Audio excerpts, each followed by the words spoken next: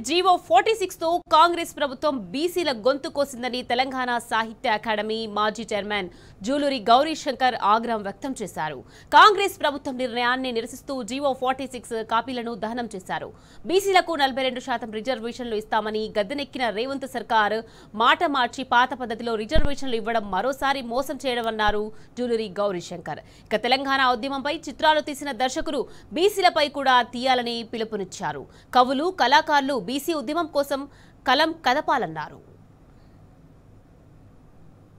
JAC ఇచ్చిన పిలుపు మేరకు జీవో నెంబర్ 46ను రద్దు చేయాలని డిమాండ్ చేస్తూ ఈరోజు నేను ఆ జీవో కాపీలకు సంబంధించిన అంశాన్ని దగ్ధం చేయడం జరిగింది. జీవో నెంబర్ 9 ఇచ్చి 42% రిజర్వేషన్లు ఇస్తానటువంటి జీవోను ఇదే రాష్ట్ర ప్రభుత్వం మళ్ళీ వెనక్కి తీసుకొని కొత్త జీవో 46ని ఇవ్వడం అన్నది బీసీలకు మోసం చేయడమే. ఇది బీసీలు దగాకు గురైపోయారు, బీసీలు అన్యాయానికి గురైపోయారు.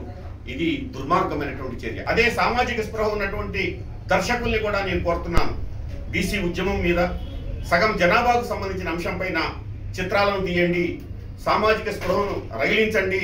ఇది న్యాయమైనటువంటి డిమాండ్. కవులు రచయితలు కళాకారులు తమ గళంతో చెప్పాలి.